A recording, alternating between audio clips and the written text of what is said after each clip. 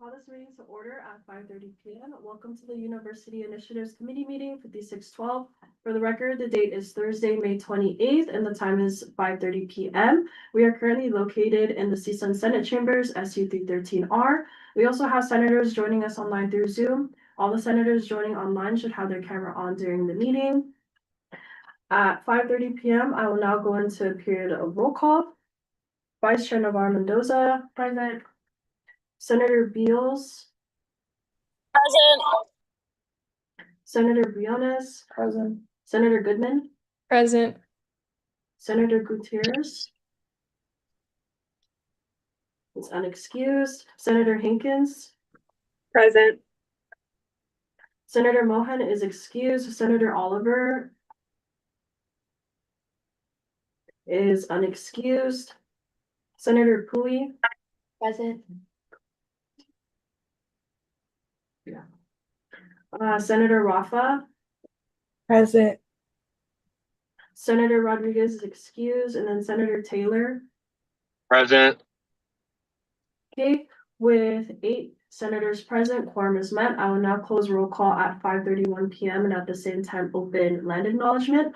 The University of Nevada, Las Vegas wishes to acknowledge and honor the indigenous communities of this region and recognize that the university is situated on the traditional homelands of the Nuhui Southern Paiute people.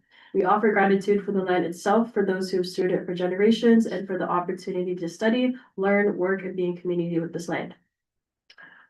I will now close land acknowledgement at 5:32 p.m. and at the same time open public comment. This is a time that anyone from the public may come and speak. Members of the public, you are limited to 3 minutes for your public comment, and please refrain from saying anything slanderous or any defamation of character, as I have the right to limit your comment. When you come to the podium, please state your first and last name and spell your last name for the record. Does anyone have any public comment in person? Does anyone have any public comment through the telephone line provided to the public? I'll allow for 30 seconds.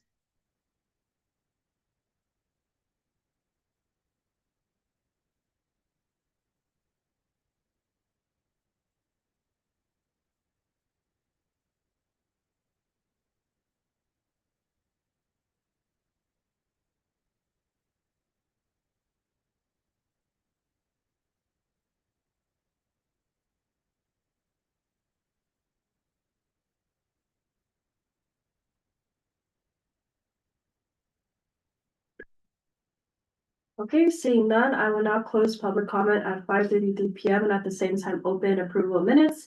Are there any discrepancies from the 5611 minutes that are posted to the public? Okay, seeing none, I will now go into a period of a voice vote. All in favor of the approval of the University Initiatives 5611 meeting minutes, please say aye. Aye. Any opposed, please say nay. Okay, and then with 7-0 to 0, the 5611 meeting minutes have been approved. I will now close approval minutes at 5:33 p.m. and at the same time open 6A, presentation for the textbook reserve sponsorship from the head of access services for the university libraries, Brett, and then also Christina. Yes, you can feel free to take a seat or you could head to the podium.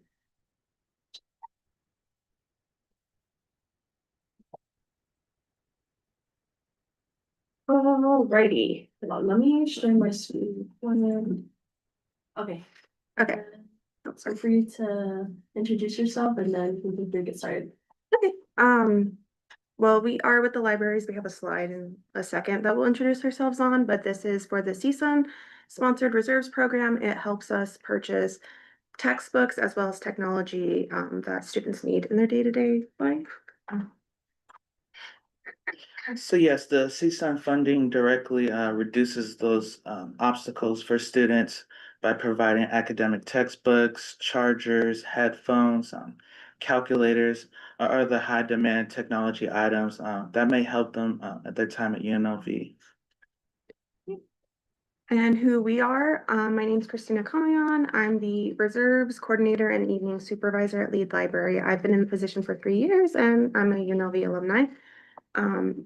My supervisor is on Zoom. He's Brett Nafziger. He's head of access services and has been in the position for 4 years. And my name is Christian Hall. Within my first year at the position as the Lendable Technology Coordinator, and I'm also a UNLV alumni, graduated in 2021. Okay, so first we want to talk about what are reserves. So the whole point of reserves is to provide short-term lendable materials such as textbooks, technology like chargers, we provide laptops, but not through CSUN funding. Chargers, cameras, calculators, and so on and so forth. Just things that students need in their day-to-day life to succeed without causing them any extra financial burden. These materials are loaned out for a variety amount. They're short term, so max is 7 days. And the most popular rental period is just an end of day checkout. It's due back before we're closed, just so we can meet the high demand needs of these materials. There are other resources that we have at LEAD that complement the program, such as a book eye scanner. We now have 2 actually. And these scanners allow students to scan digital copies of the textbooks that we check out, and they can email themselves a copy. It's within fair use and everything, so they don't have to worry about that, but it just makes it more accessible and easier for them. And do students know of CSUN's involvement? Yes, every single item that is purchased with CSUN funding has a sticker displayed prominently on the front, notifying the students that this item is supplied by CSUN.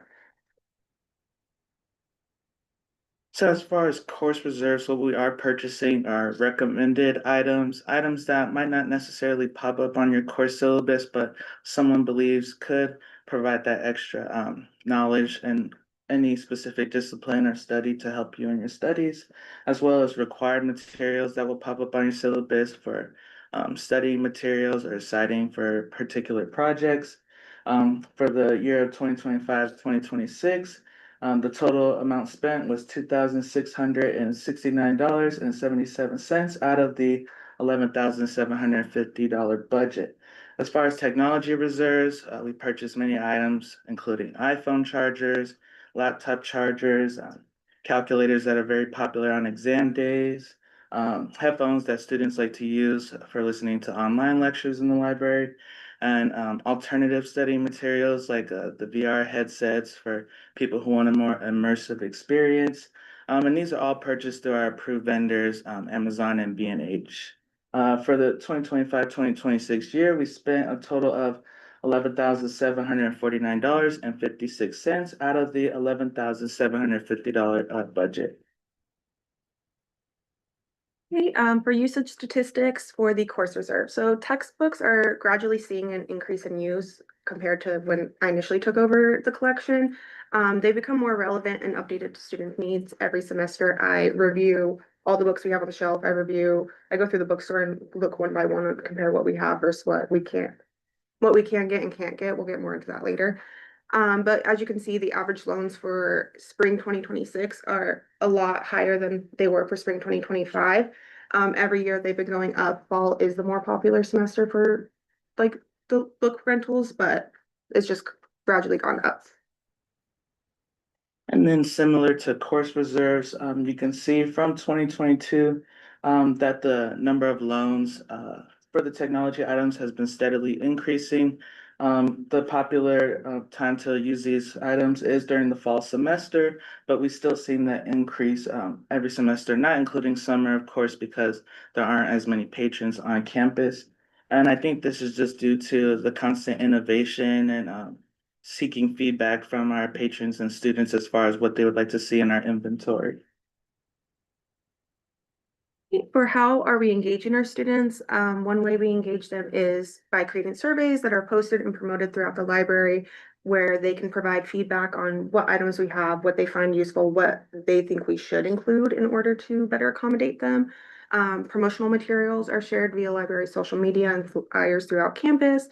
Word of mouth is a really big engagement factor, especially for the textbooks. A lot of times when students find out that we have their textbooks, we tell them, tell your classmates, they can use them too. Like, the more people know, the more like support we get for this.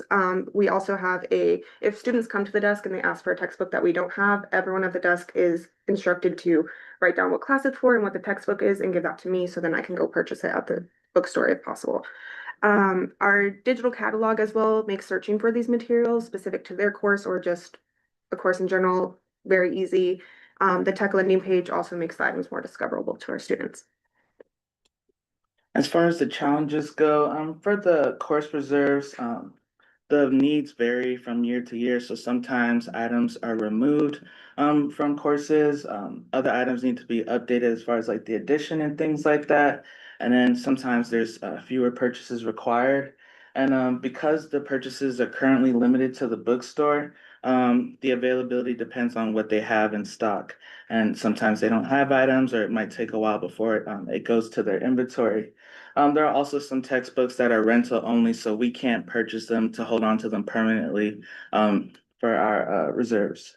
And then for technology reserves, we constantly have to keep in mind the check-in and check-out workflows as far as our items. So we have to consider how easy the items are going to be as far as usage for our patrons, and how well the staff are going to be able to operate with the items. So basic things like turning them on and off, or just inspecting what's available and what needs to be replaced as far as those items.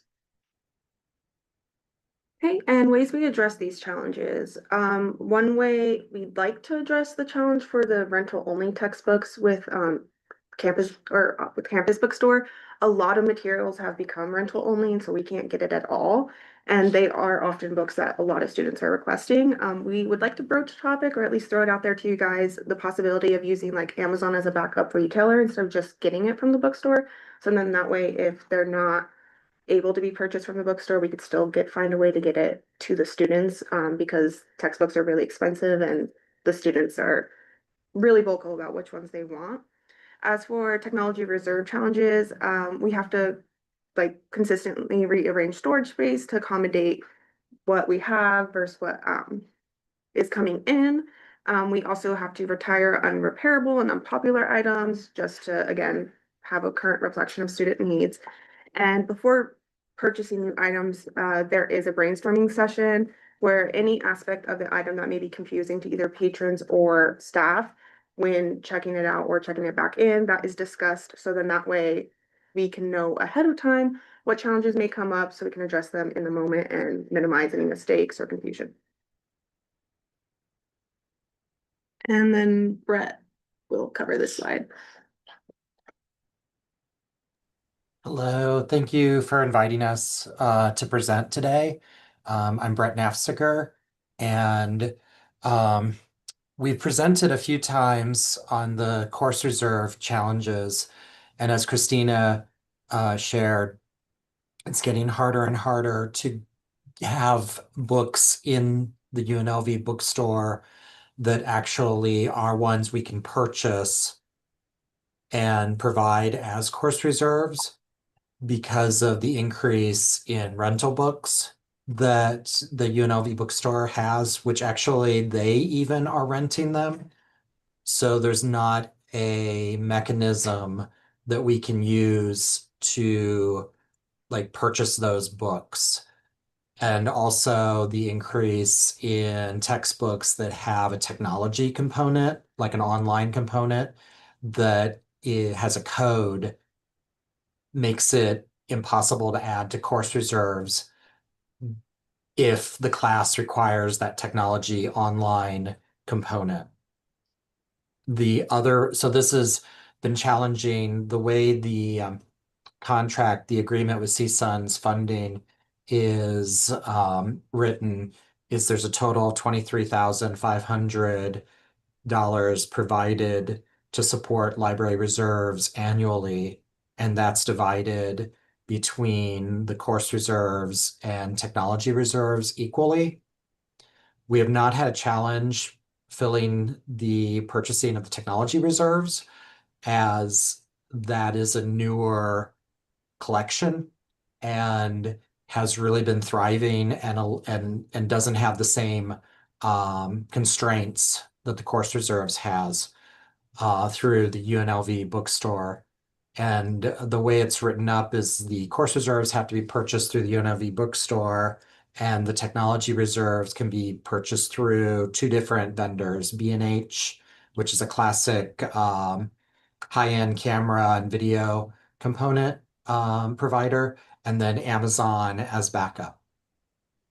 like Christina had mentioned, we would like to ask if Amazon could be the backup when UNLV bookstore cannot provide the course reserves. And then the other ask is if in order to fully spend the funds or spend more of the funds, to have it be pooled in one fund, the course reserves would pull from first and take precedence. And then technology reserves would fill in where we have exhausted what we can purchase for course reserves. I would like to pause if I can and see if there are questions or clarification that I could help with or share. Thank you, Brett, and also Christina and Christian for the presentation regarding the textbook reserve sponsorship. I will now open the floor for questions. Before that, for the record, at 5:43, Senator Oliver is present. Our quorum is now 9. Senator Beals. Senator Beals, for the record, thank you so much for your presentation, and I'm really sorry that we couldn't find a time to meet at all last semester or this semester. I wish I had known about all of this stuff sooner, but I don't want to get into future business, but I would like to try to help you to do that stuff, do what you proposed. And in addition to that, I wanted to ask why, I might have missed this and I apologize if I did, but why can you guys only purchase from the UNLV bookstore, and why is your stuff split in half? Because I'm looking at the bylaw and I don't see anything that says that. I might be looking in the wrong place though. And I'm okay, I'll try to answer. It's what was directed to us the last time. So originally,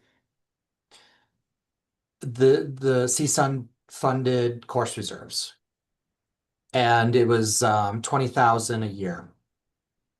And when I came into this position, and that was before that was set up prior to my being hired roughly 4 years ago. When I came into the position and did a couple of these presentations with Christina, we were continually told that they needed to be purchased through the UNLV bookstore. And at the time, we were sharing our challenges of using that 20,000 for course reserves.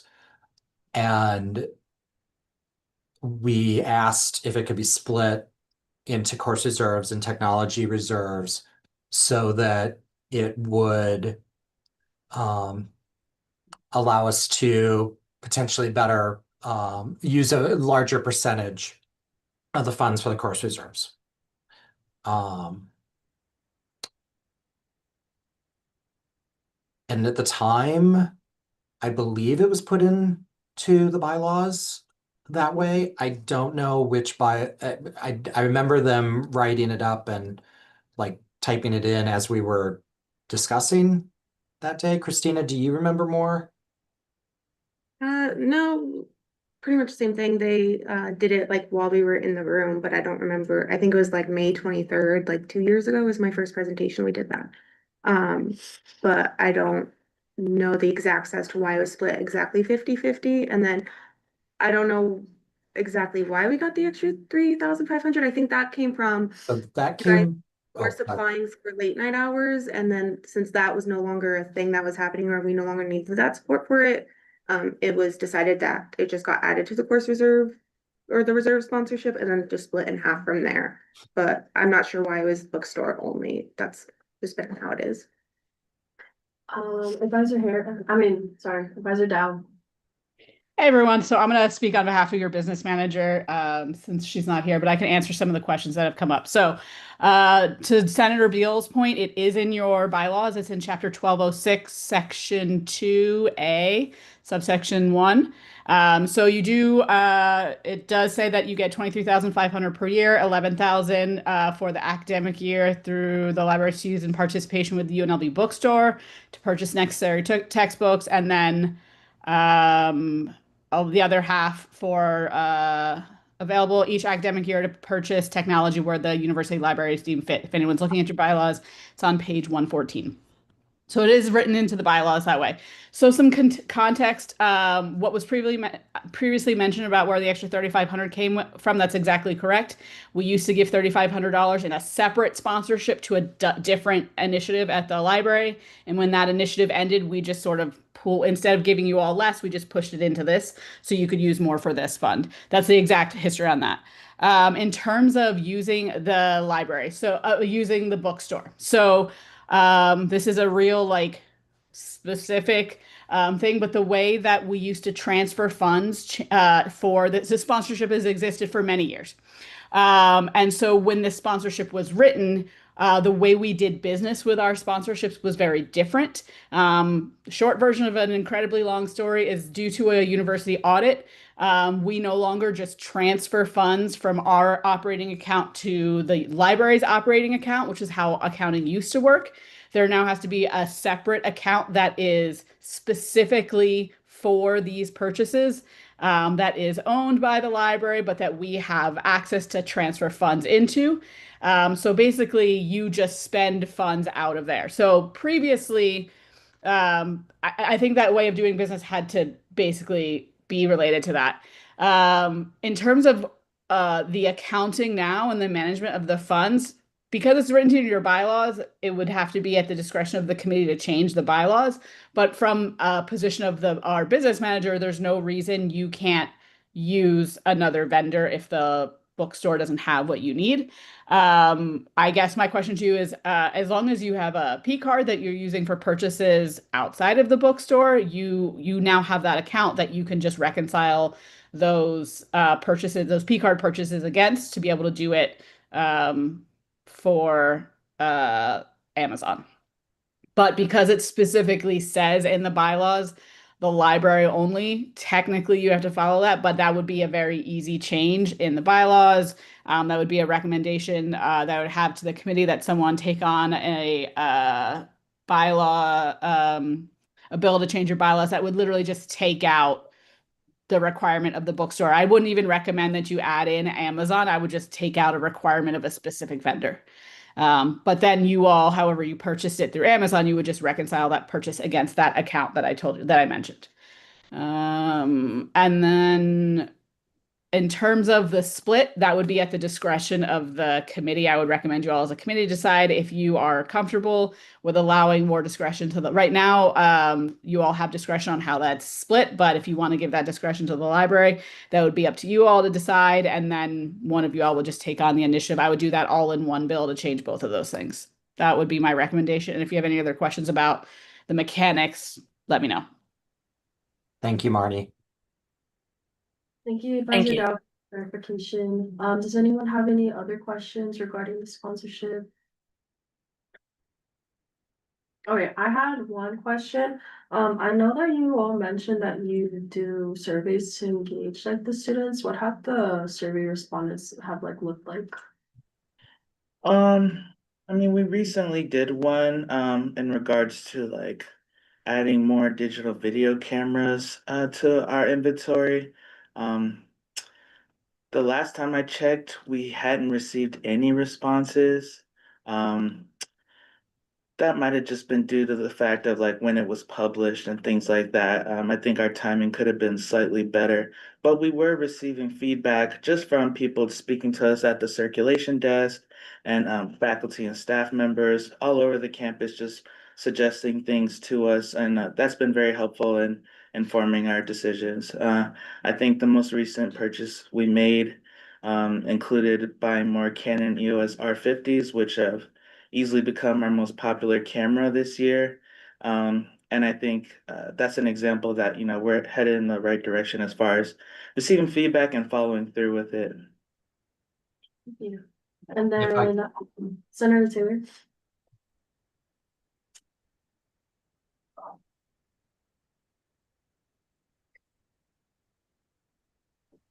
Thank you so much, Senator Taylor, for the record. Thank you for your presentation. I really appreciate it. Great work.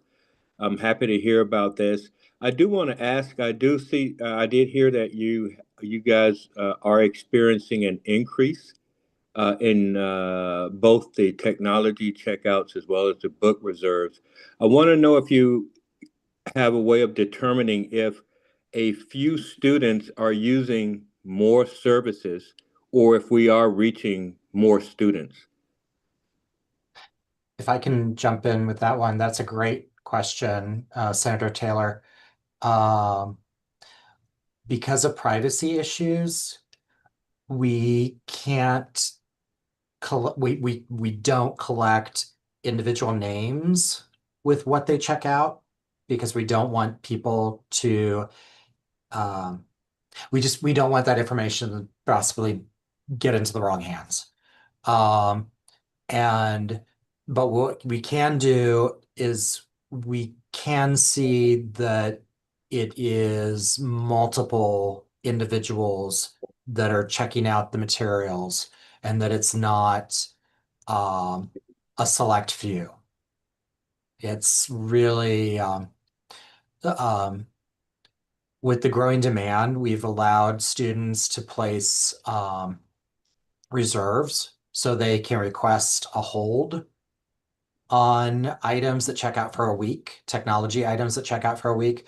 So the cameras during the semester regularly will have 4 and 5 people waiting for them. There are people that are aware of the collection that I will see their name pop up here and there, but when I've looked at who's waiting for items, it has been primarily a variety of people. And some of the other less expensive items, when you get away from cameras and camera accessories like the calculators, those often we will run out during testing times, like finals, that we have a fair number, but still we could use more. The biggest confinement we have or constraint we have for the technology is space, because everything has to be locked up in cabinets for security reasons. And just to jump on that for course reserves, like you mentioned, we can't see who exactly is checking out items for privacy, but there are quite a few like books that we've had to buy multiple copies of because people will be waiting for other people to return the item and they'll keep coming back to the desk asking for it. And then more people will come looking for it. So there are quite a few books that we have had to buy 3, 4 copies of just to meet the demand of how many students are coming and asking for it in a single day. Thank you for that. And one follow-up question, I really appreciate that. So in the presentation, you did seem to indicate that the technology requests are increasing, yet but you're going to prioritize the book reserves. Well, if I can again, I want to be clear that I don't want it to look like we are ignoring the course reserves, because on paper it's very challenging. We try really, really hard to spend as much money as we can on the course reserves with the constraints that we've had with the UNLV bookstore. But I don't want it to look like I'm trying to shift all the funds to technology. I want us to try as best as we can to fulfill student needs with course reserves that we can through the bookstore and other vendors, and then still with the remaining funds support the technology reserves that's growing. Does And that help? also, sorry to jump on that as well. The course reserves are like they have continually increased in popularity as well. It's just it's different. Whereas like tech materials, I feel like more students will check out at once. Whereas textbooks, it depends on what classes are being offered that semester. So a textbook that was really popular in spring won't get used at all in fall but then the next spring it comes back. So there's just waves with the course reserves, but they are increasing in use as well. And it's just harder to spend more because the limitations of the bookstore as well as space for the course reserves. There's only so many shelves we can put out for them, but they are popular too. Thank you so much. I yield. Okay, does anyone have any other questions about the textbook reserve sponsorship? Okay, seeing none, thank you again so much for your presentation. Thank you. And thank you, Christina, and thank you, Christian.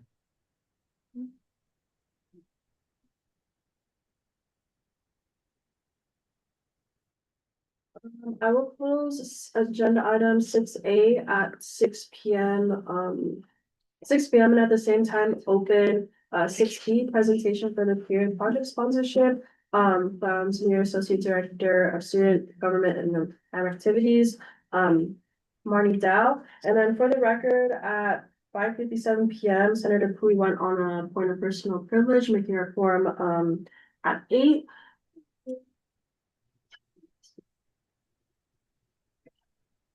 And then Advisor Dow, you have the floor.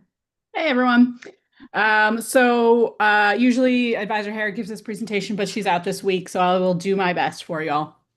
So what's interesting about this sponsorship in your bylaws that's very different from your other sponsorships is this is one of the few sponsorships that is basically a sponsorship of yourself, for lack of a better term. So all of your sponsorships, you're working with a partnering department. Like our last sponsorship, your partnership is with the library. There's nobody that we're partnering with in terms of the finances and the management of this other than that we manage it ourselves, which is why we kind of do the check-in every year on this. So for those who don't know the history of the Period Project, the Period Project was started about 3 years ago by a previous student body president, and it was sort of a hybrid project. It was both an IBA bill, so a one-time spending bill out of your interest-bearing account, your savings account, and also the promise of a recurring purchase every year. So the one-time spending was out of your IBA was to purchase the machines that are in both the library and the bathrooms of the library and the bathrooms of the student union,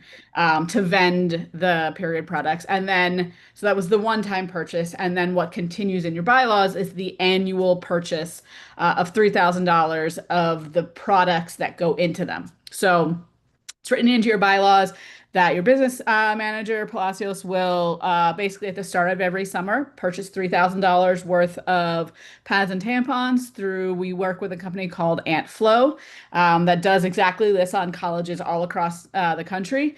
The machines that we own are by them, and then they provide the product as well. So that's where we get them from. And then we do have 2 partners that we work with. We work with the facility staff, both from the library and from the student union in order to manage the machines. So we as CSUN are only the funding mechanism. We buy them and then we distribute them to those 2 partners. And then the facility staff, basically the custodial team from each of those buildings, as they are cleaning the restrooms, they check the stock of those machines and fill them up. So what's on the screen is just to show that we purchased the $3,000 worth of period products this last year. So then when we purchase them, we distribute them to those 2 partners. So it's interesting. This year, we've had an issue come up with the period project, which is something we're trying to figure out how to address. And this came up as President Odunze and the executive board spoke in their campaign about potentially increasing the sponsorship. One thing I advised them was before that is even broached, this concern we're having with the stockpile is something that needs to be addressed. So what is the issue? So if you go into any of the restrooms, you'll see that there's plenty of tampons in there, but the pads are empty and it says currently out of stock. Why is that the case? Not necessarily because people don't want tampons and they want pads. So yeah, well, yes and no. What is happening is that the custodial staff cannot keep the pads stocked. What we believe is happening is that it's not like, oh, that we just are running through them more quickly in terms of like, for every 1 tampon that goes 3 pads are going. That's not what's happening. In general, our theory and what we are hearing from at least the SU custodial team is that our non-UNLV community members, primarily our unhoused individuals, will clear out the machines of pads as soon as they are restocked. Because for many individuals, they are multi-purpose use, can be used for this purpose and lots of other purposes. So this is something we always discuss, the cost of doing business. So for you all, the cost of being able to provide pads and tampons to the student body for free is that you provide them to everybody who uses the facility for free. There is no world in which you are going, for example, you have another sponsorship where you bought Gatorade and sunscreen for your hydration project this year, and people have to go to the front desk and just show their Rebel card and they pick up their free hydration products. There's no world in which we are going to ask individuals who menstruate to go to the front desk and ask for pads and tampons. That's not a thing we're going to ask anybody to do, right? The idea of having them in the bathrooms is to take away stigma and to make sure that they are easily accessible to students when they use them. But the cost of doing business is that everybody who uses the facility has free access to them. And that is something we have to take on. We have to understand that in order to be able to provide them to the student body, we're providing them to everyone. There's no way to separate that out. It actually came up a couple weeks ago in conversation with our associate vice president, and the director of Student Union Event Services, that we're going to soon meet to talk about some of those challenges and see what we can figure out before anyone can entertain any conversation of wanting to potentially increase this sponsorship, because buying more, sure, we can buy more pads, but if we're going to be out of them as soon as we put them in the machines, we could spend 10,000 on them, 15,000 on them. Like, where is the threshold in which we're still being able to provide and do it at a point in which you all are comfortable with the spending of that? So that's something we're going to work on. I know that was a little bit of a tangent on this, but I thought it was important to mention in the discussion of this sponsorship. But I will say that we do get feedback on a pretty regular basis from students, the need for this sponsorship. In addition, there are states, Nevada is not one of them currently, California is one, but there are several states across the country who are passing legislation requiring, at this point, mostly it's in K through 12 schools, but some states are also adding it at the higher education level, a requirement that they be available in restrooms the same way that toilet paper, that is a need in the same way that toilet paper is a need, and that is the requirement of the facility to provide both the toilet paper and the menstruation products. Nevada is not currently a state that does that, but it is a trend across several states, and I wouldn't be surprised if in the next few years that is potentially something that does happen, which would then be a larger conversation with the university, because it would be required in all restrooms and not just in these two facilities. So I think I'll stop here and answer any questions y'all have.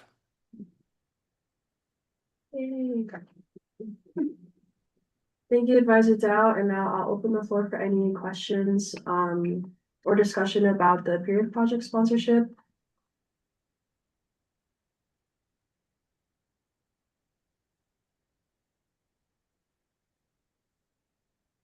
Okay, seeing none, thank you again so much, Advisor Dow.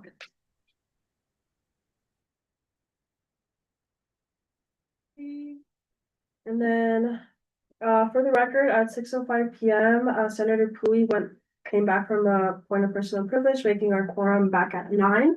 I will now close agenda item 6B at 6:09 p.m. and at the same time open presentation for the Intersection Cares Emergency Fund sponsorship from the Intersection Program Coordinator Nayeli Rico Lopez, as well as Shayla Simpson.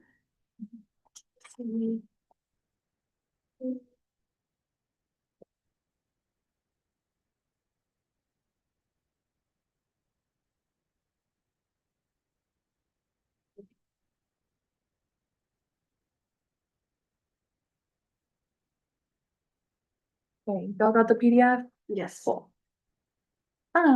Hello everyone. My name is Nayeli Rico Lopez. I am a coordinator at the intersection. And my name is Shayla Simpson. I am the AA for the intersection.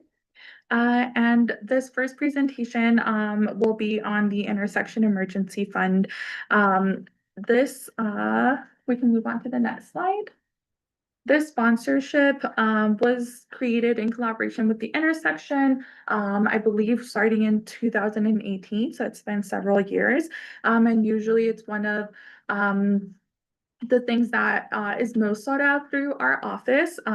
This sponsorship was created to assist undergrad students who are experiencing financial emergencies or different kinds of emergency events that is causing a lot of distress, and having this sponsorship provide them with some emergency funds can help in navigating that process. So we get a lot of different kinds of requests, and we can go into what some of those requests look like in a couple of slides. But overall, like I said, the goal of the fund is to be able to help students persist through their education here at UNLV, even when trying to navigate these situations. We have a total of $10,000 allocated annually for this sponsorship, and a student can only request this assistance twice while they are an undergraduate student here at UNLV.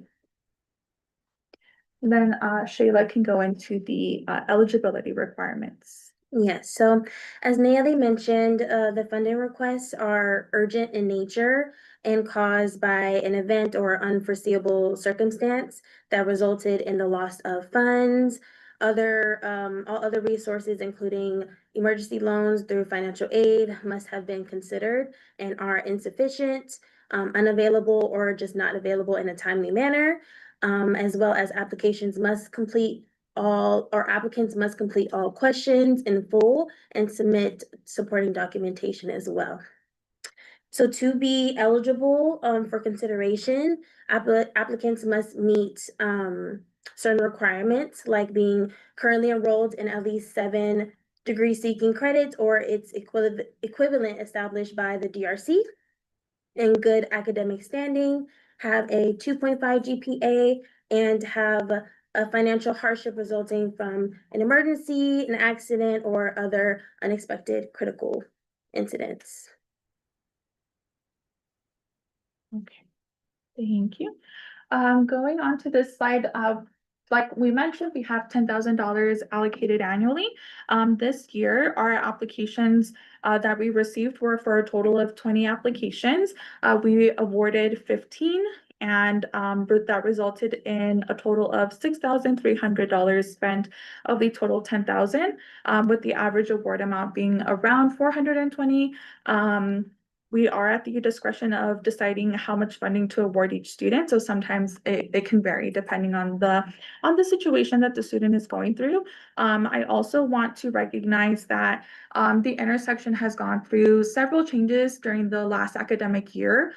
In that transition, our previous executive director, Dr. Barlow, who helped establish this fund, did retire, and so she was the one who oversaw this scholarship application process for many years. And so when she retired, she took with her all of that great information. She did leave behind some documents and all of the relevant information and materials. However, we were not really in the loop of how this process was like until we were in it when she left. So we do recognize that there were some funding that was left over.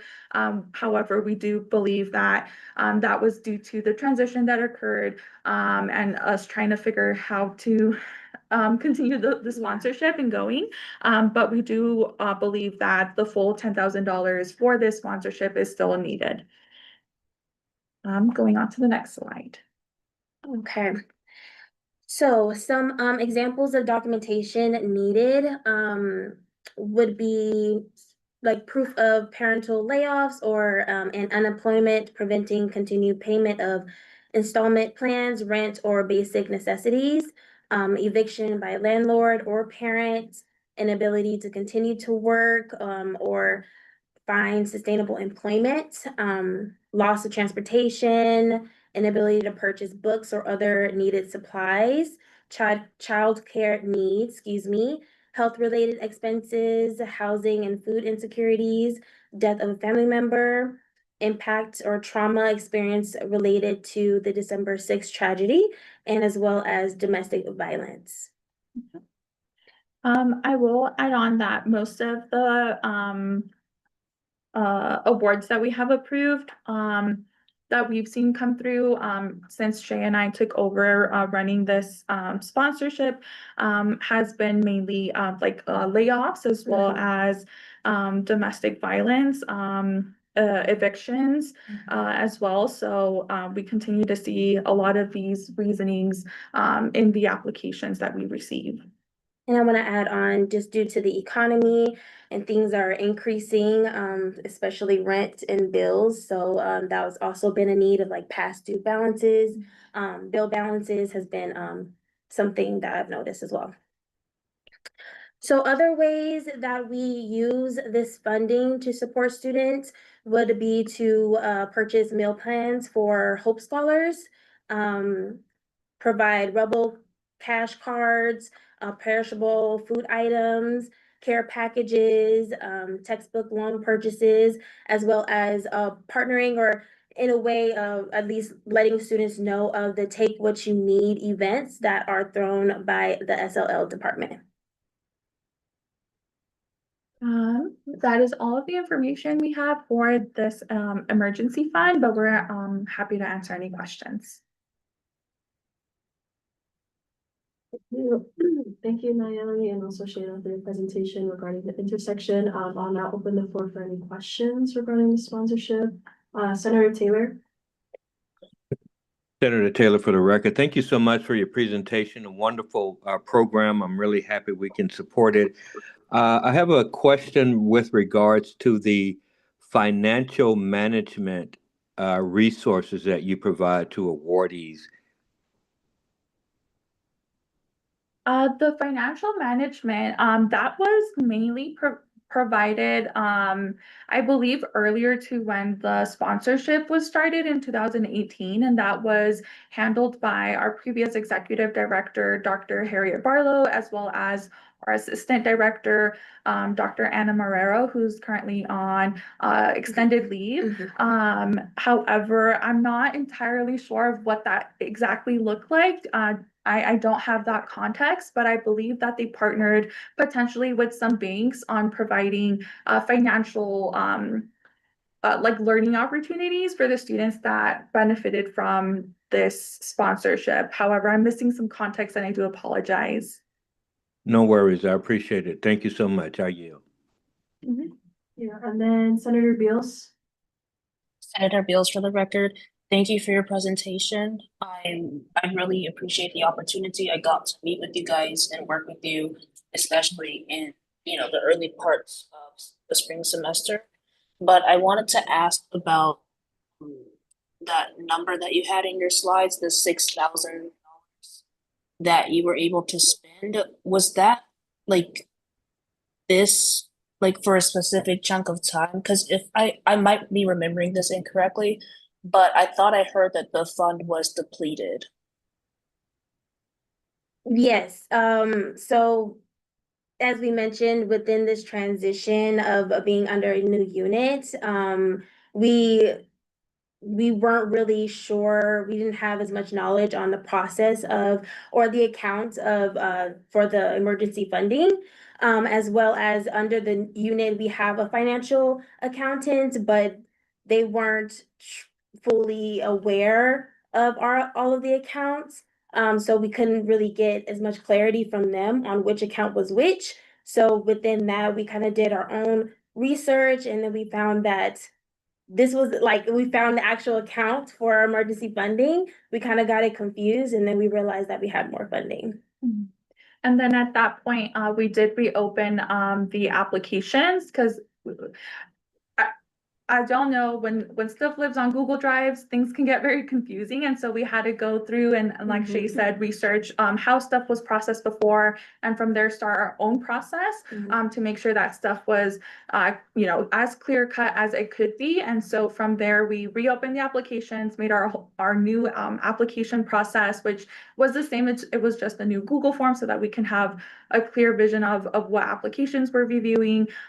We sent out notifications through our our intersection newsletter as well as posted on social media.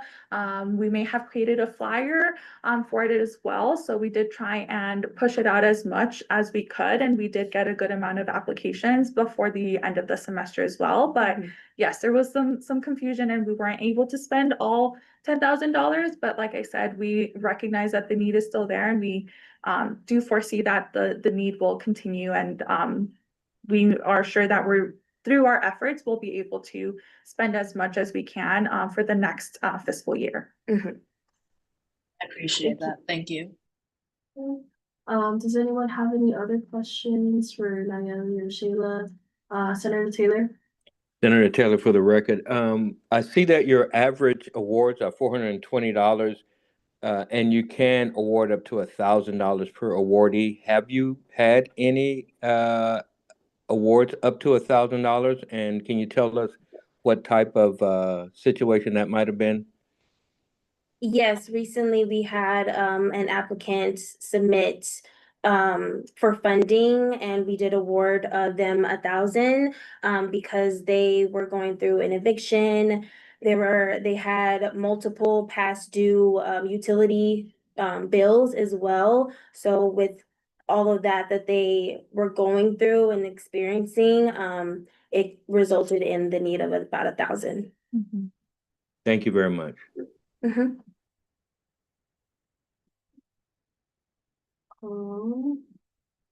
Any other questions? Okay, seeing none, thank you so much. Thank you. Okay, I will now close agenda item 6C at 6:21 PM, and at the same time open 6D, presentation for the International Immigrant Student Support Sponsorship from Nayeli again. So I'll give you the floor. Yeah, thank you.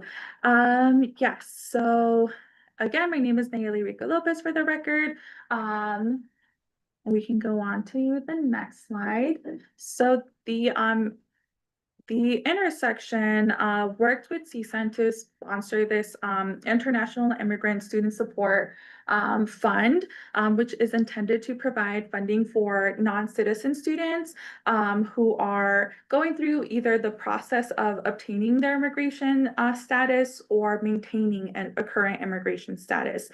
This covers up to $500 per student, and they are able to request funding once per academic year, and students are not required to request for the full amount. It can vary if they don't need the full 500. As far as our fund utilization, like I said, they can request a max of $500. These funds are first come, first evaluated. The application is open year round. Awards are intended to bypass any current fees or balances that they have on My UNLV. And it's provided to them as a direct deposit so that they're able to utilize their funds and put them towards their immigration processes. And as far as our funding breakdown, we get $10,000 allocated annually. During this academic year of 25-26, we awarded $7,150. And that is definitely an increase in comparison to last academic year where we awarded approximately $3,000.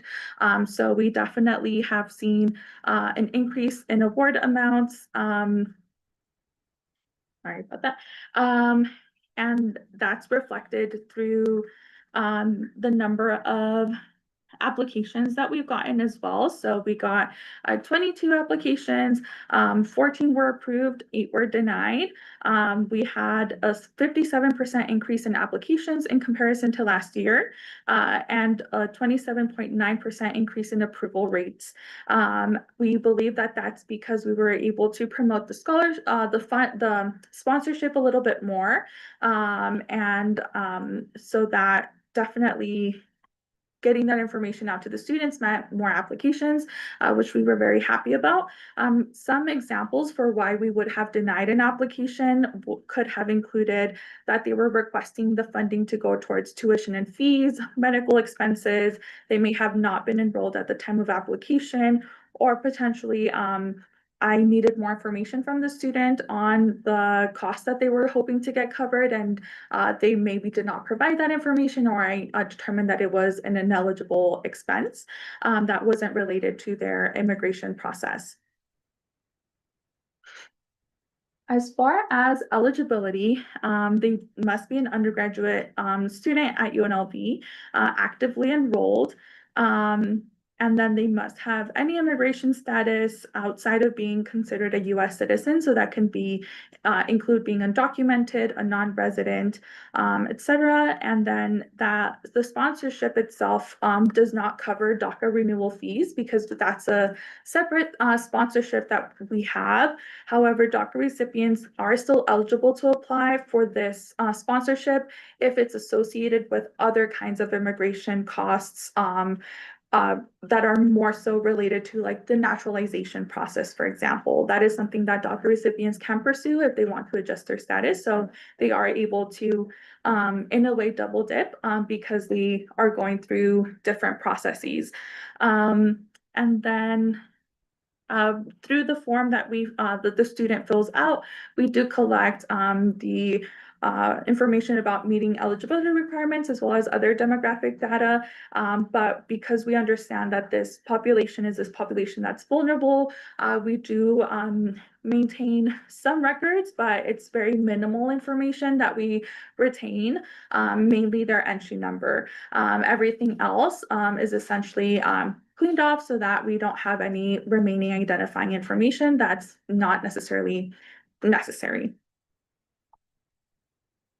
As far as continuous benefits, we do know that UNLV has a diverse student population and that our student body is composed of students who are non-residents, that are non-citizens, as well as international students. So we know that this sponsorship is definitely benefiting a lot of our students.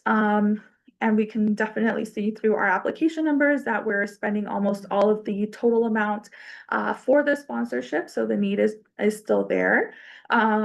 We also know that because of how the immigration process works, a lot of our students are going through having to go through these processes while also being a student. So they're having to manage different responsibilities, including having to pay for school on top of their immigration fees, renewal fees, and all of that related to immigration. So they're are facing potentially more financial need. And for our students who are undocumented, for example, who are going through the process of adjustment of status, they are already ineligible for work authorization in some situations. And so they're in those situations, they may have to be paying out of pocket for some of these immigration expenses through different funding avenues. They are already facing lower financial aid through through the university or through private scholarships.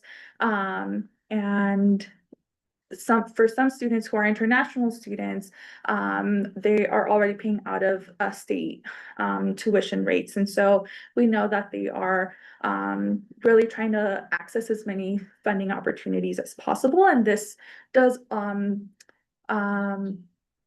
lessen some of that financial burden for them.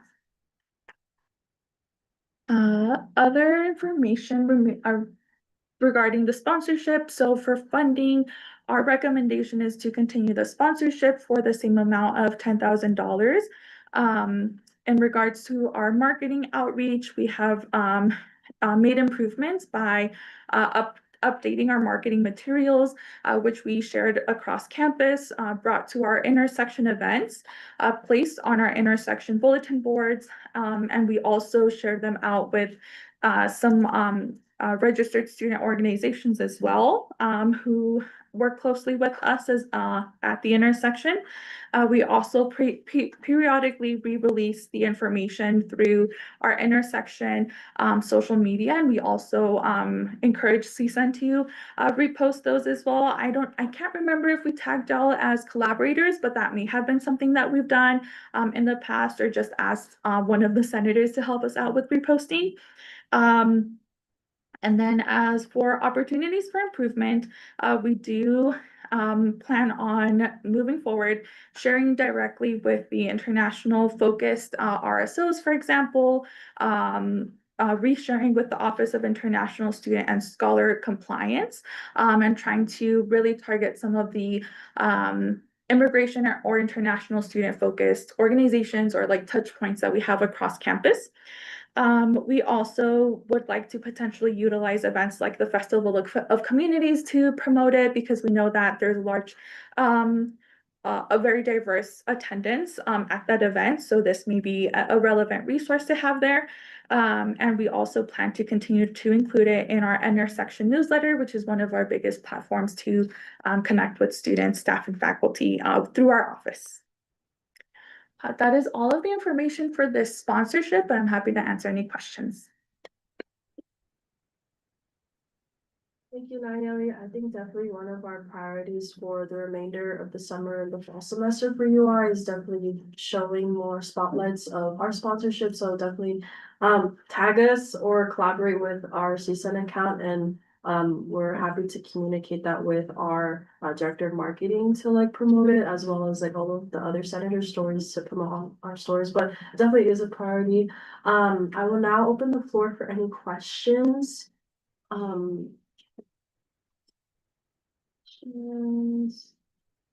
Okay, seeing none, thank you so much. Okay, I will now close agenda item 6D at 6:31 p.m. and at the same time open presentation for the DocuNetwork sponsorship. Again, from the intersection program coordinator Nayeli. Yes. This is my last one, I promise. Okay, all right, so the DocuNetwork sponsorship. This sponsorship has two components. If we go on to the second slide, please. So the first component is the DOCA renewal sponsorship, and then the second part is the DocuPeers project. So this first section will just be about the DOCA renewal sponsorship. So this sponsorship, both of them are actually for $10,000. So the DOCA renewal sponsorship is with the purpose to provide financial support to DOCA recipients that are also UNLV undergraduate students here at UNLV who need assistance with paying for their DOCA renewal fees. If you're not familiar with what DACA is, it stands for Deferred Action for Childhood Arrivals. This was a program that was developed in 2012 as an executive memo under the Obama administration. And it's meant to assist individuals who were brought to the US at a very young age. And so these individuals had to go through a very extensive application process to the program. There's been a lot of challenges to the DACA program itself for many, many years, essentially since it was established. However, the program has stayed alive, and it still continues to this day. However, there have been changes with like who can, whether applications can be processed or not at this moment. So for several years since 2021, actually, no new applications have continued to be approved. So right now, we've only been having DACA recipients who have had the program or have had the benefits of this program eligible to renew them. And so that's also contingent upon their eligibility requirements continuing to meet those, right? And so some of the benefits for those that are able to continue to benefit from it includes a 2-year work permit and deferral from deportation, which is a fancy way to say protection from deportation. However, this doesn't mean that the program is fully stable or that it's a pathway to citizenship. Unfortunately, it's not. So for those that have this program and these benefits, it's very important for them to continue to maintain them. We've also seen that many DACA recipients have been affected by different financial circumstances that have caused them to be unable to afford paying for their renewal, which right now the cost associated with the renewal for an electronic filing, it is $555, and a paper filing is $605. Through our immigration clinic here at UNLV, students as well as eligible staff members are able to have the paperwork portion of their renewal filled out for free, but the student still has to pay for their filing, which is either, again, the 555 or 605.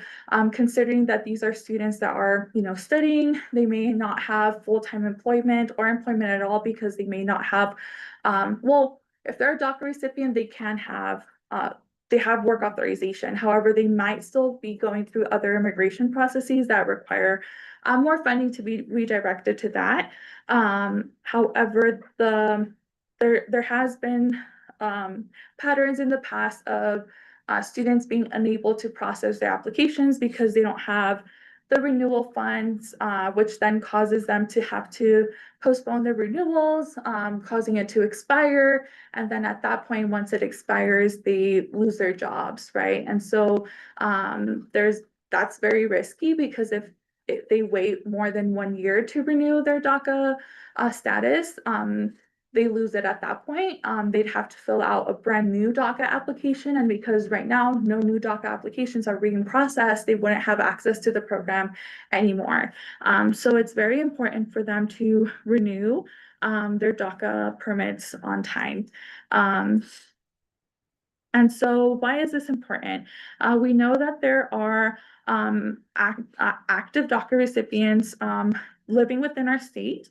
Nationwide, there are 525,210 DACA recipients, Nevada being home to over 10,000 of them, and Nevada being or Southern Nevada being the largest place for them to reside in with over 8,000. Right now, we know that the age range for DACA recipients is between the ages of 17 to 43, with the average being 31 years old. So that means that they could be students at our university, right? We don't necessarily keep track of how many undocumented students we have here at UNLV, but based off of national statistics, we know that we have a good amount of students within our institutions that are undocumented, and that could include folks that are documented as well.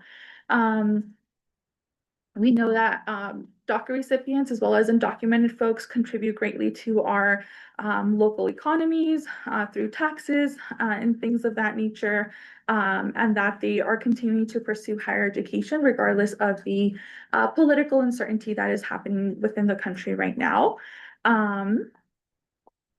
Yeah, I can go on to the next slide to go over eligibility requirements for the sponsorship in particular, which includes being enrolled as an undergraduate UNLV student, being a current DACA recipient. They don't have to provide proof of, but we do need to know their expiration date for their work authorization, so we have an idea of when it makes sense to process their application, because most DACA recipients are recommended to renew their start their DACA renewal process about 120 to 150 days before their expiration. It's normal for them to be submitting that request a couple months in advance before that expiration date. However, if someone were to submit, say, their request for funding a year before their expiration date, I wouldn't process that. I would ask them to hold off until maybe 4 or 5 months before their expiration date, and I would keep track of that internally, and let the student know, of course, on why I'm delaying that. I just personally through my tracking and awarding, I wouldn't want to award that student too early on to avoid any mishandling of funding, which we haven't had any issues with, but just as a precaution. And then the last part of the application process would be to write an essay, but it's very brief, basically just an explanation of how the sponsorship would assist them with their DACA renewal process and how it would positively impact them. And so again, this information is collected through a Google form, but we do keep minimal application details for record keeping once we are done with the awarding process. For fund utilization, students again are selected to receive the sponsorship to cover their renewal fees, These funds are also first come, first evaluated, with the application being open year round. Awards are also intended to bypass any balances or fees that are currently on their account and provided to them via direct deposit. And then for this one, students are also eligible to receive the funding once every academic year. And I do make sure to keep to look at our previous records to make sure a student isn't receiving funding more than once per year. But it is normal for say a student who applied 2 years ago when they did their last DACA renewal to apply again in the future, as long as they're again still current active UNLV undergraduate students. For our funding breakdown, again, it's $10,000 allocated annually. This academic year of 25-26, we awarded $3,430. There were 11 applications received and 7 awarded. This was a slight decrease from last year, which we did award 3,985 with again 7 applications awarded. So we got the same award. We distributed the same amount, not distributed. We awarded the same amount of students. However, the award amounts varied because, like I said, they don't, we do allow for them to disclose whether they are requesting for the online versus paper fee. So sometimes that difference does show up through our total numbers when we're calculating everything up. So some of them could have applied. We could have had more applicants last year that were doing on paper, which is the $605 fee. So I could have increased our award amount, our total award amount a bit. Next slide would be continuous benefits. So we know that many of our students continue to go through financial hardship who are DACA recipients, and this is because they are having to navigate life as an immigrant, as someone who has an immigration status that in some ways feels like they're still in limbo, since it's not a permanent or even a solution or pathway to citizenship. They are also still ineligible for certain scholarships that require a social security number or a US citizen status, or be eligible for other kinds of federal funds or programs. So just because they're a DACA recipient, it doesn't mean that they don't face some of the other typical challenges that other undocumented students face as well. And then on top of being a college student, they have these additional expenses that relate to immigration. And so this fee waiver does allow us to support our DACA recipients on campus and be able to improve retention rates and relieve this financial burden caused by this additional process that they have to go through. Some additional information. So for funding, our requests are, our suggestion more so would be to make an amendment to the sponsorship to allow flexibility in funding allocation between both programs. So the DACA renewal sponsorship and then the UndocuPeers project, which I will go into next.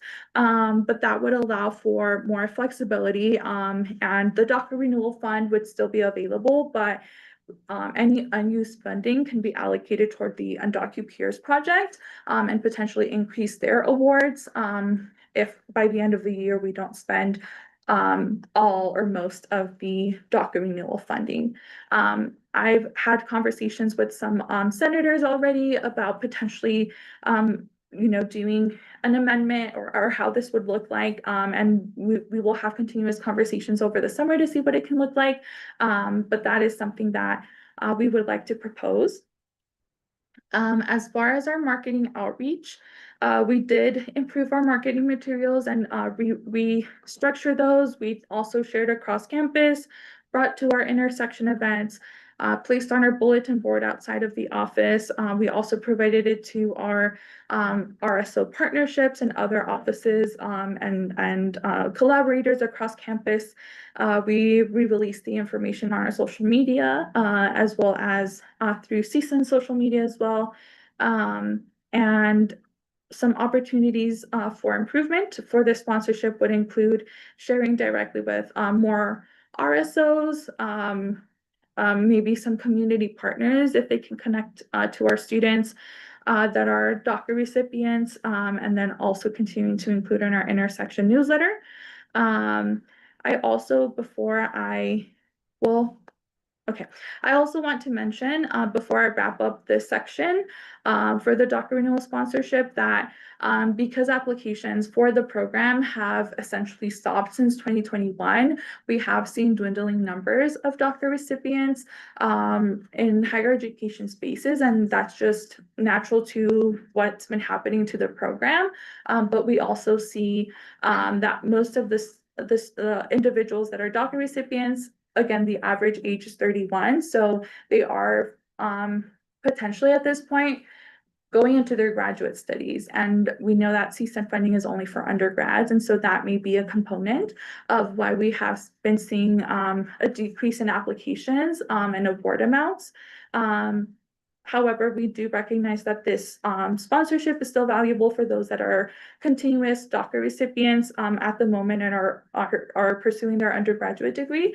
So we do want to reiterate the importance of the sponsorship, but maybe just making these tweaks through the amendments that we propose could be a better way to utilize some of this funding and make sure that we're still using it in some capacity. Okay, should I open it up for questions for each section? Okay. Yes. Okay, thank you, Nayeli. Does anyone have any questions about the DACA renewal sponsorship before we move on to the DACA peers? Senator Taylor.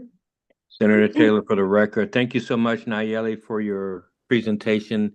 Hang in there, take a couple of breaths. We'll be done soon. Thank you. I did want to just ask about it seems like an overlap with this sponsorship with regard to the DACA renewal waiver and the last sponsorship, the international and my immigrant student support sponsorship with regards to the DACA renewal fees under section.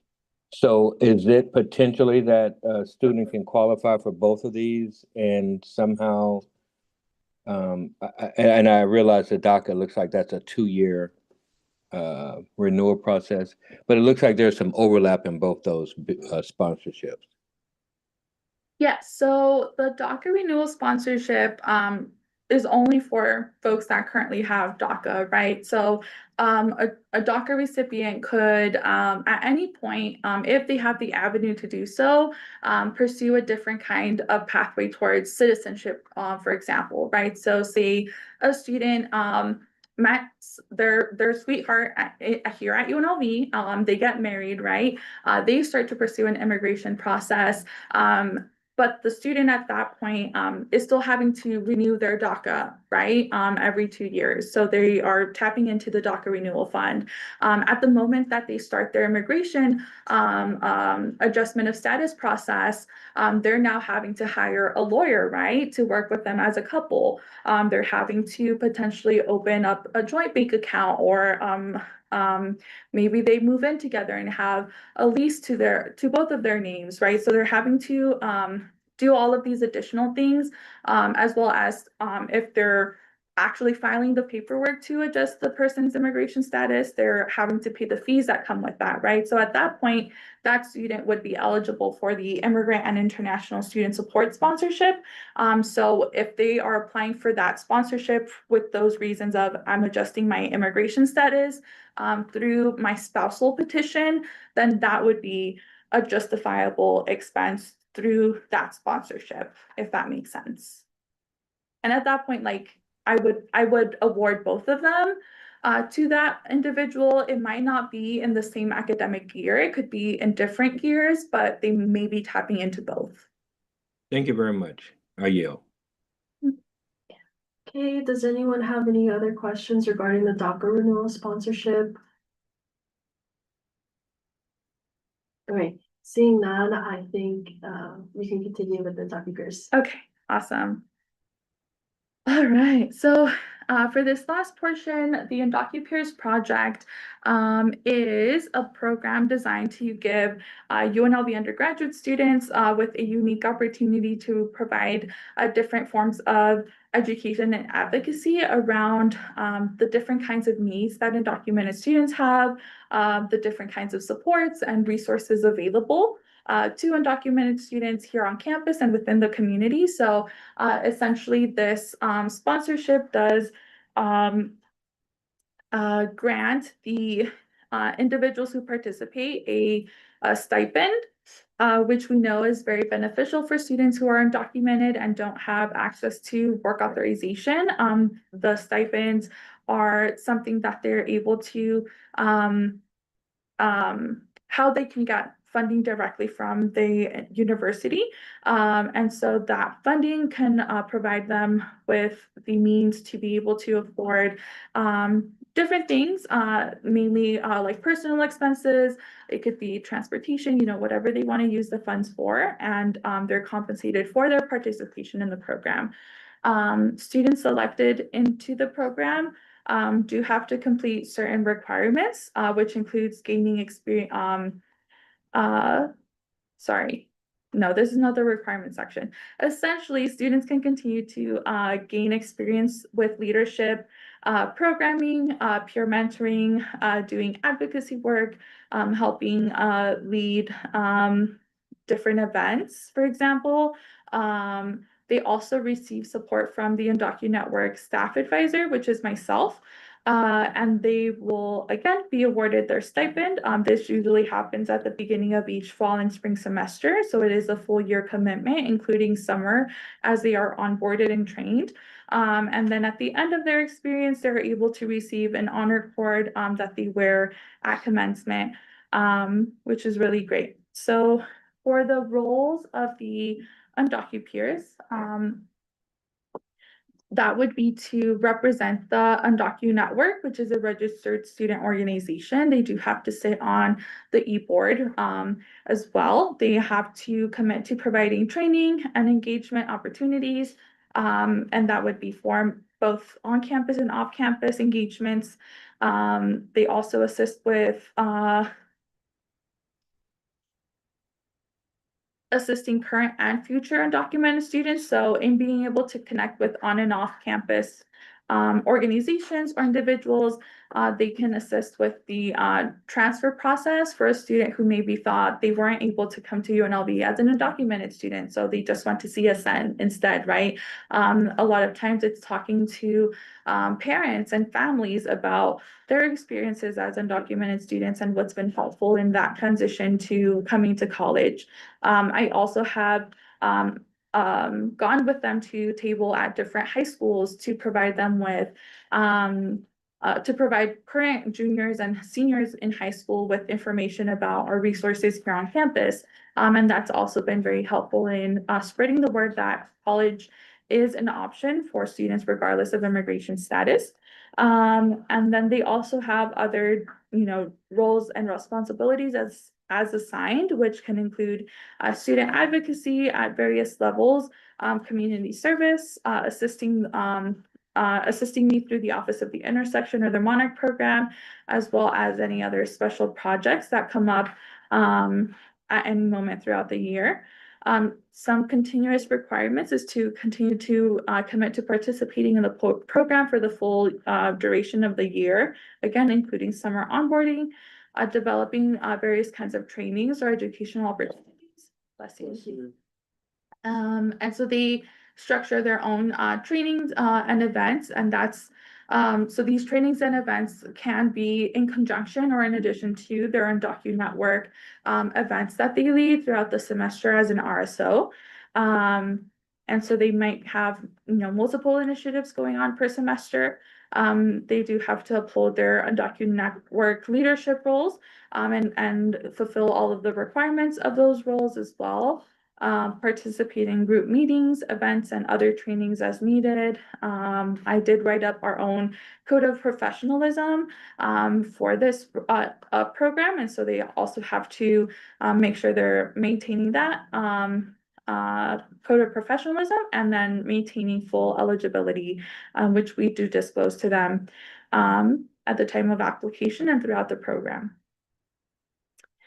Going on to eligibility a little bit more, students who serve again on the executive board for the Undocu Network RSO are selected for the Undocu Peers program as long as they meet all the eligibility requirements. And then we do host or hold like an interview process to replace graduating Undocu peers. So we had to do that for this new incoming cohort that we have of the program. We went through an entire application and interview process, and the new scholars or new participants for the program are already selected. We're really excited to onboard them over this summer as well. And then eligibility would include enrolling full-time, maintaining at least a 2.0, and then serving on the Undocu Network Executive Board. And then, as I mentioned, recruitment for vacancies does happen, and we do receive the help of the exiting Undocu peers with their help and input to fill in, those upcoming vacancies. As for continuous benefits, move on to the next slide.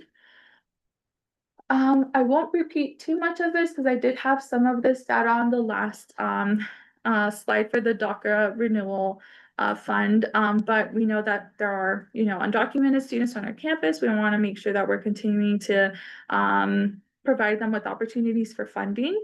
And we're really grateful for CSUN to have provided the sponsorship and this opportunity for folks to get compensated for the advocacy work that they're doing on our campus.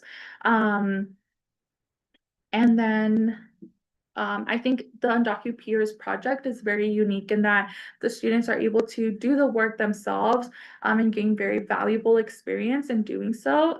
They are able to become professionally better professionals, network in their communities, and do work that is meaningful and personal to them as individuals. Our last group of Undocu peers were in different fields. They were in electrical engineering, film and journalism, communication studies. Some of them are going on and continuing their graduate studies here at UNLV. Others are pursuing their dreams in other states and going into their different fields. And so we're really proud of them and the work that they've done over the last couple of years. And we really do look forward to continuing that those efforts and maintaining that legacy that they set while they were here.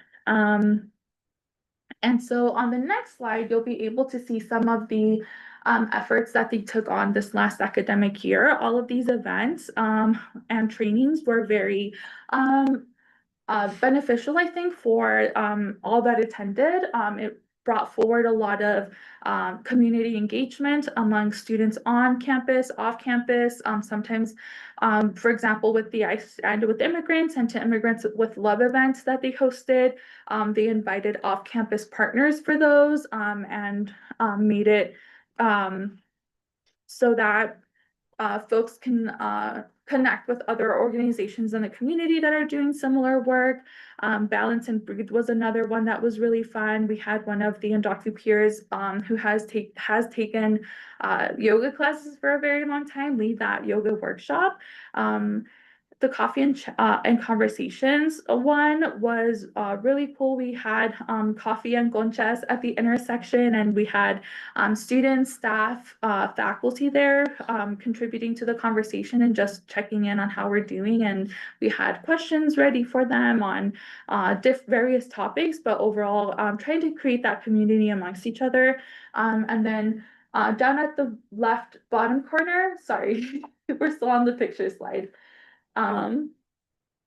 If you can see, there was a picture, a group picture right after one of our students, one of our Undocu peers led an Undocu allyship training on how to become allies for this particular student population. And so they contributed to that kind of training individually as Undocu peers through their organization, but also through our campus-wide initiatives that we've had led through the intersection as well. I won't go into the other ones, but they've done a lot of great work in trying to promote the need that this particular student population has, and really try and build that community amongst each other, and foster that sense of community, allyship with everyone involved. We can go on to the next slide, which is funding utilization. So again, students are selected for the award. They receive their stipend as part of their participation. The funding breakdown would be that from the $10,000 that we receive through CSUN, we divide that amongst 3 students. That's been the number of Undocu peers that we've had historically is 3. So that results in a stipend of $3,333 for their participation. And then that stipend award amount is broke down in half and dispersed at the beginning of each fall and spring semester. So that's how our allocation works. But I did also want to mention that our current in this current fiscal year, we also received a one-time sponsorship by CSUN, and we're really thankful that it was approved. But we got a one-time sponsorship of $5,000 to raise each student's total award amount to $5,000 for each one. So it's an additional $1,666 that they're receiving to bump them up to $5,000 for each one.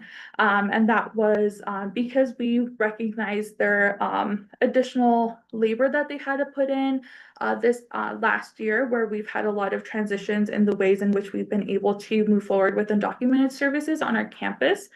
So they did have to take on additional roles and responsibilities in that sense. And we just really appreciated all of their effort, and we were very thankful that it was able to be approved. Some other information. So our funding recommendation, again, kind of reiterating on the first one, from our DACA renewal sponsorship section, making an amendment to the sponsorship would allow flexibility in funding allocations between both programs, between the DACA renewal and the Undocu Peers project. And then we would also like to ask for an increase of funding to $20,000 for just the Undocu Peers section. And that would be to fund one more student. So it would be to fund one more student, but also match them to be awarded $5,000 instead of the $3,333, and continue that award amount as we were approved by the one-time sponsorship. So we'd like to increase their award amount again, but also add one more role to the total amount of students. Because right now, as we said, we had the president, vice president, and I believe she was the treasurer / secretary.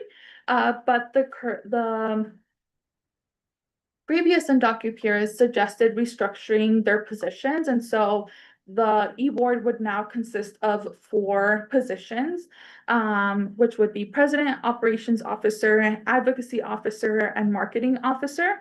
And so we would need additional funding to fund that 4th role, but it may not be needed or necessary to increase the funding amounts if the First Amendment is made, where we're able to pull from the DACA renewal funding to fund this last role, if that makes sense. And I'm happy to clarify once we open it up to questions. As far as marketing outreach, the Undocu peers did run their Undocu Network RSO for the entire academic year. They held and promoted events and meetings, trainings. They usually promoted those things through social media, the Involvement Center, flyers. We would post them outside our office at the intersection. And then we also had an open call for filling the vacant roles.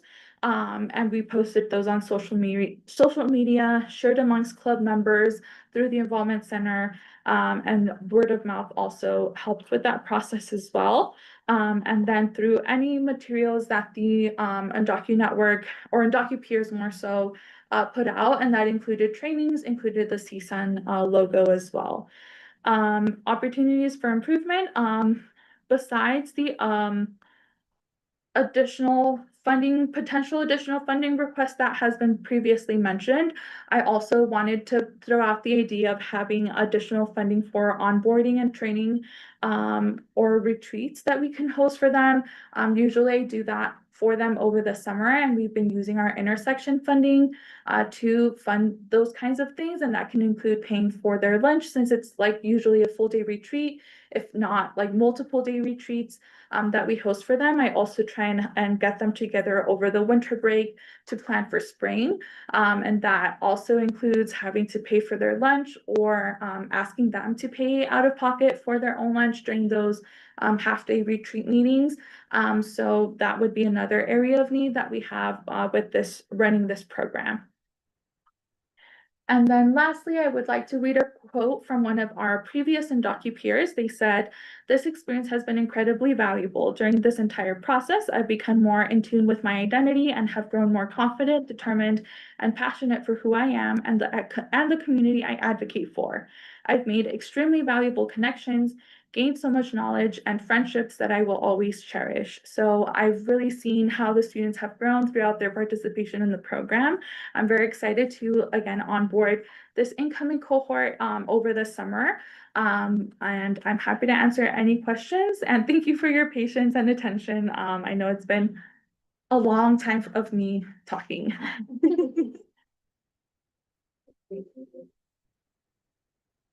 Thank you again, Mayali. I will now open the floor for any questions regarding the Undocu Network sponsorship, whether that's either the DACA renewal or the Undocu peers. Senator Bui. Senator Puig, for the record, no questions. I just want to kind of give you your flowers for being so involved in all of these sponsorship. It's really great to see how passionate you are about each and every one of these. So thank you for that. And I love learning about all of it. Thank you. Of course.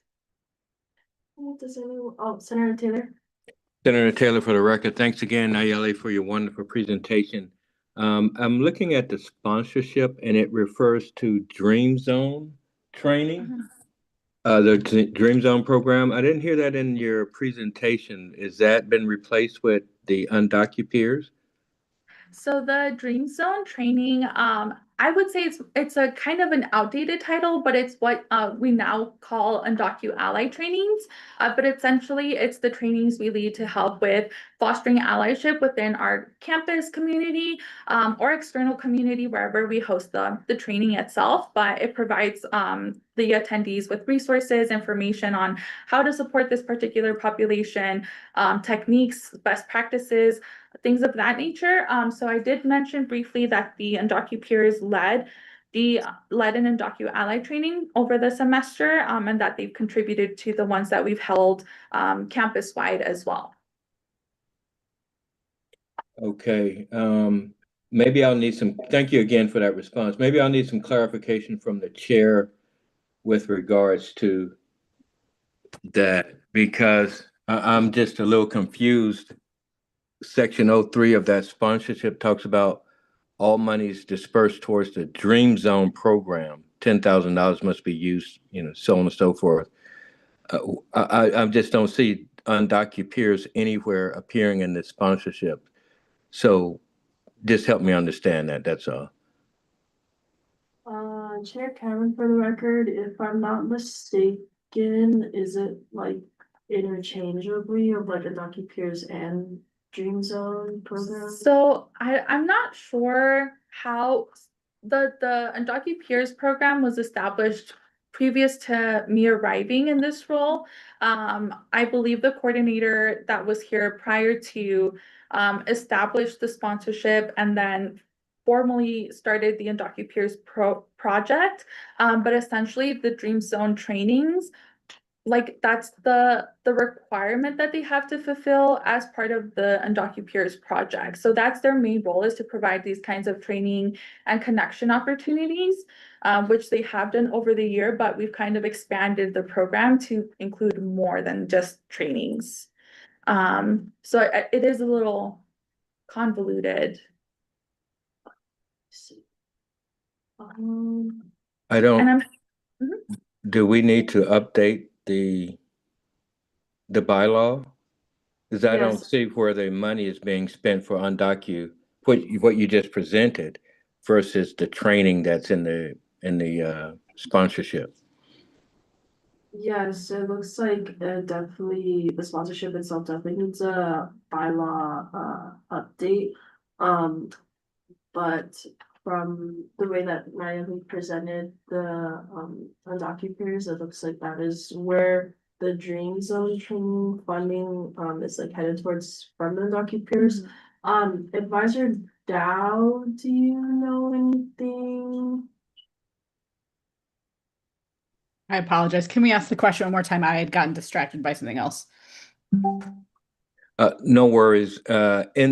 Nayeli spoke about the UndocuPeers project and the $20,000 sponsorship, or at least the 15 plus another 5 that we approved.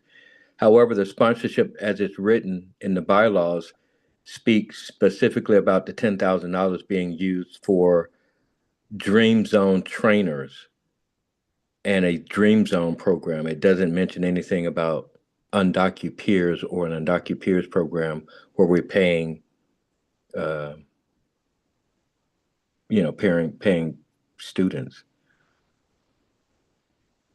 So I guess my question is, do we need a bylaw amendment to bring it into in alignment with the new program or project that Nayeli spoke about, the UndocuPeers versus a Dream Zone training?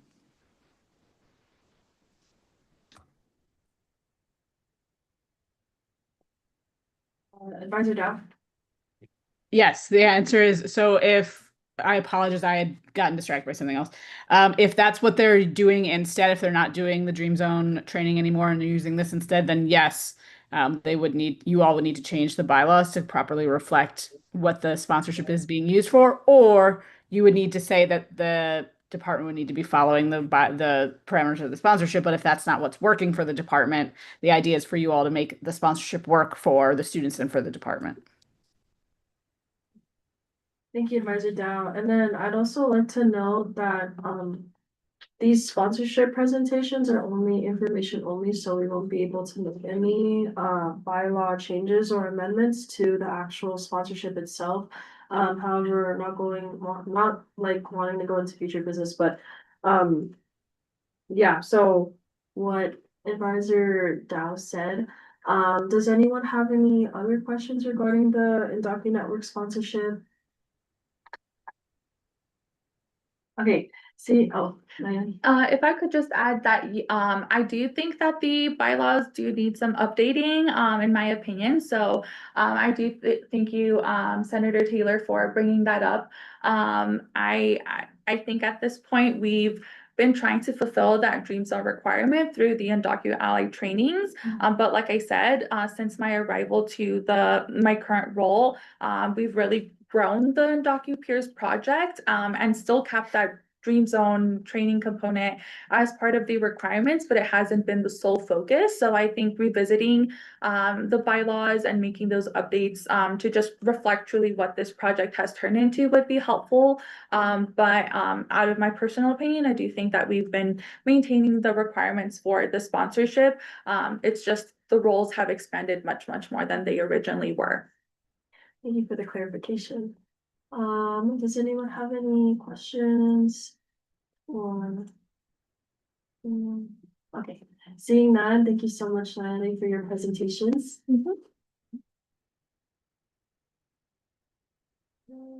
And then for the record, at 6:21 p.m., Senator Bills is excused for the duration of the meeting, making our quorum 8. At 7:01 PM, Senator Rafa went on a point of personal privilege and returned at 7:02 PM, making the quorum still at 8. And then, thank you. And then, I will now close agenda item 6E at 7:14 PM and at the same time open agenda item 6F, discussion and approval of Senate Bill 5663, an act to appropriate one-time funds for the Student Recreational Wellness Center in intramural sports. Before I begin, I'd like to make a few notes before I go into the bill. I just wanted to go into the budget lines of the current budget lines that we currently have. So our new and existing sponsorship budget lines is already 0. And then for our one-time sponsorship lines, we currently have 5,273.82. The fiscal year ends at June 30th. So this bill is for this remaining fiscal year. But before that, I did want to make a note that the title is a clerical error. Because this was the bill that I wrote, by the way. I did a clerical error because I put an act to appropriate one-time funds for the Student Recreational Wellness Center intramural sports. But it is not intramural sports, it is actually the sports club program that is overseen by the Student Recreational Wellness Center. And then before continuing, I just wanted to put it out there if anyone wanted to make an amendment. Vice Chair Navarro Mendoza. Vice Chair Navarro Mendoza, for the record, I move to amend Senate Bill 5653 and act to appropriate one-time funds for the Student Recreational Wellness Center intramural sports to read an act to appropriate one-time funds for the Student Recreational Wellness Center Sports Club. Is there a second? Second. Seconded by Senator Briones. We will now go into a period of point of discussion regarding the amendment Vice Chair Navarro Mendoza made regarding the amendment of changing the title of the bill. Does anyone have any questions or points of discussion? Okay. Seeing none, we can go into a period of a voice vote. All in favor of approving the amendment to change the title of Senate Bill 5663, act to appropriate one-time funds for the Student Recreational Wellness Center to read intramural sports to read sports club,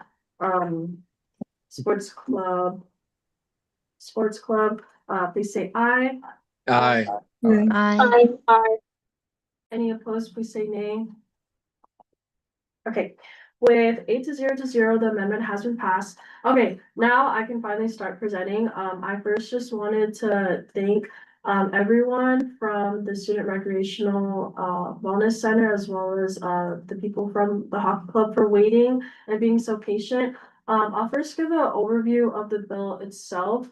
So again, this is an act to appropriate one-time funding for on behalf of the Student Recreational Wellness Center for the sports club, in specific, the hockey club that is overseen from the Student Recreational Wellness Center is seeking 5,200 from the one-time sponsorship budget line. And then now I will just turn it to Latoya, as well as any representatives from the hockey club. I'm going to turn it over to the presentation.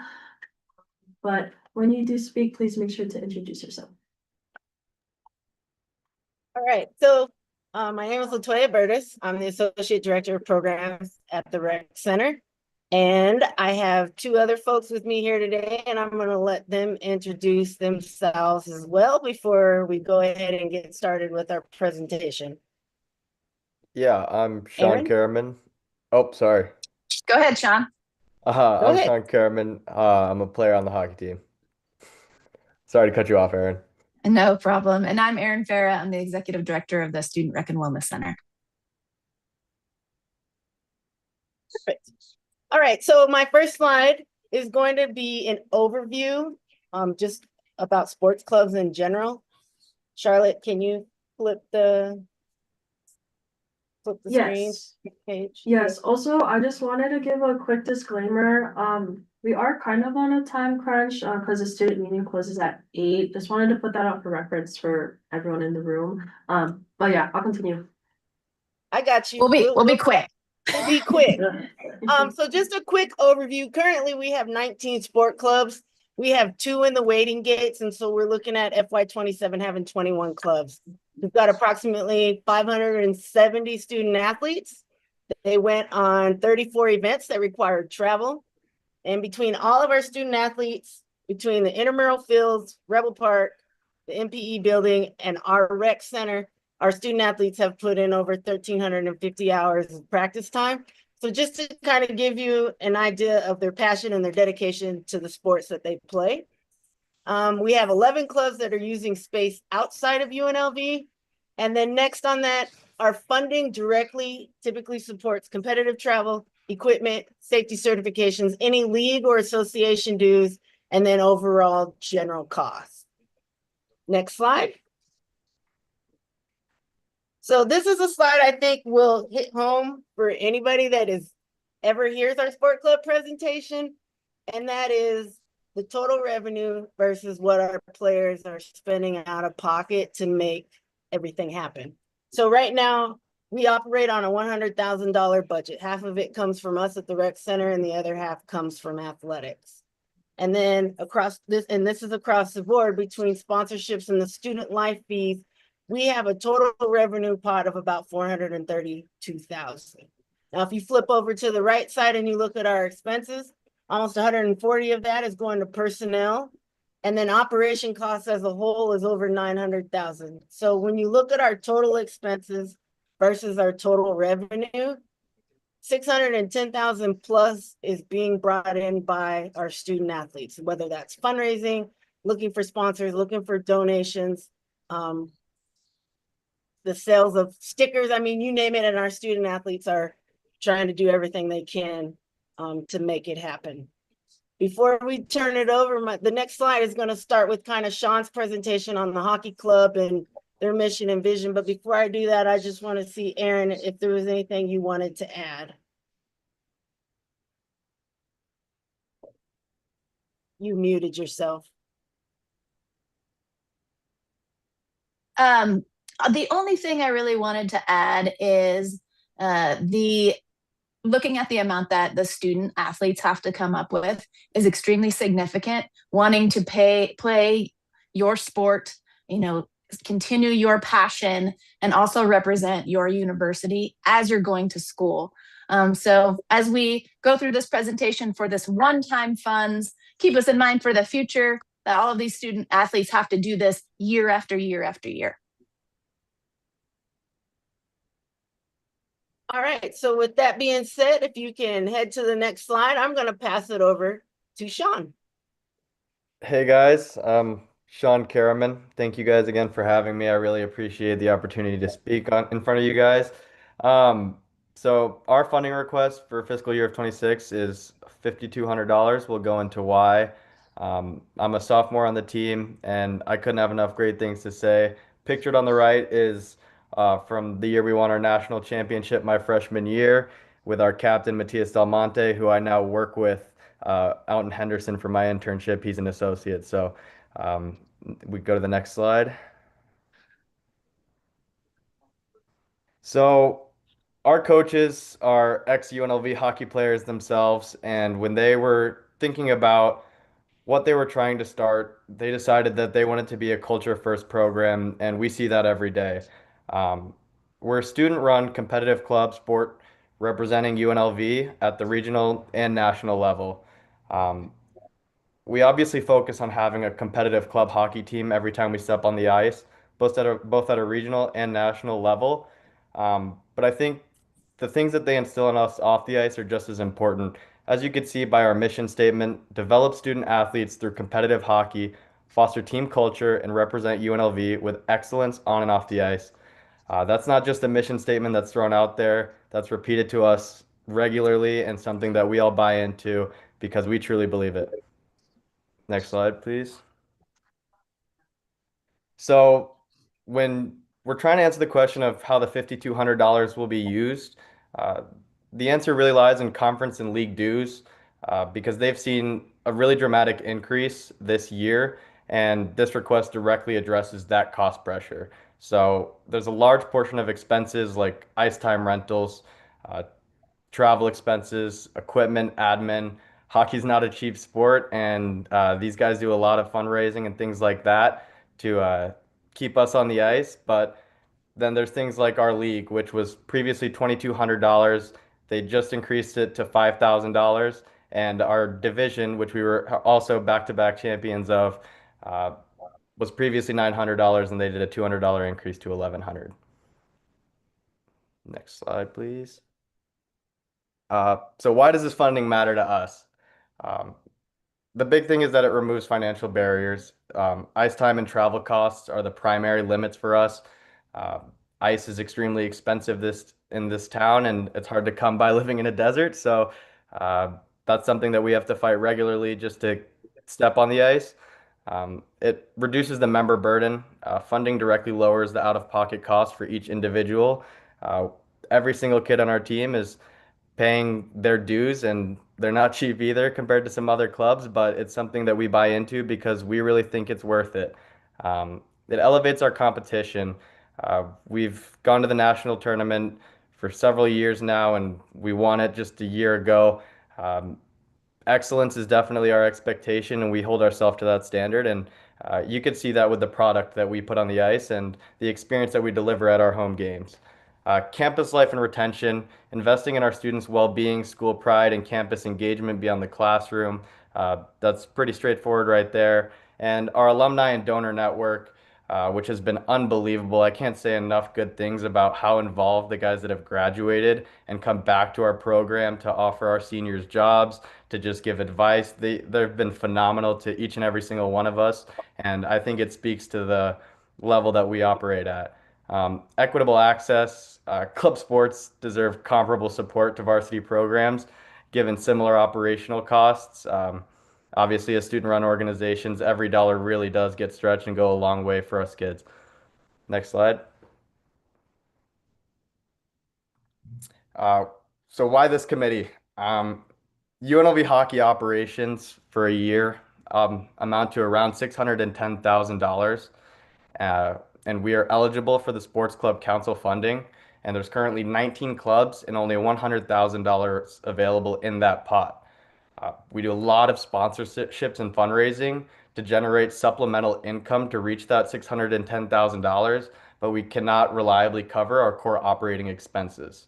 So there's been a dramatic increase in dues, and dues must be paid to be eligible to compete.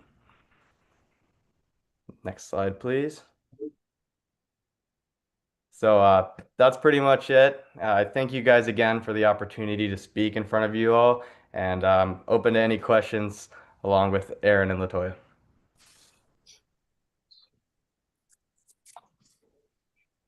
Thank you, Latoya, Sean, as well as Erin for your presentation. I will now open the floor for any questions or points of discussion regarding the bill or the presentation.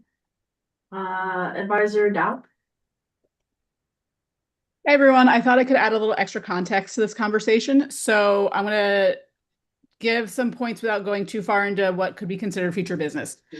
So very short version of a long history is that several years ago, as part of an increase in athletics fees, part of the deal that was struck for CSUN to support that was that some of those fees that athletics gets would go to support sport clubs, which is how the Sport Club Council is funded. Part of that conversation, in addition with CSUN at the time, was that it would mean that sport clubs, which are our registered student organizations, would not be eligible to get funding from Ways and Means. Because I think a lot of you all are like, why is this? Probably thinking like, why are we seeing this in this committee and not Ways and Means? They are not eligible for Ways and Means funding. And so that's some of the context. Also, in conversations that I've had with our rec center colleagues, what made sense, I don't know, what has it been, like 7, 8, maybe almost 10 years? Almost 10 years. Yeah, it's been almost 10 years since this fee was put in place. There were like 10 or 11 sport clubs Yeah. at the time. Cost of everything has gone up, and there are twice as many sport clubs now as there were then. And their money is just not stretching nearly as far. There can be a larger conversation moving forward about if CSUN wants to support them.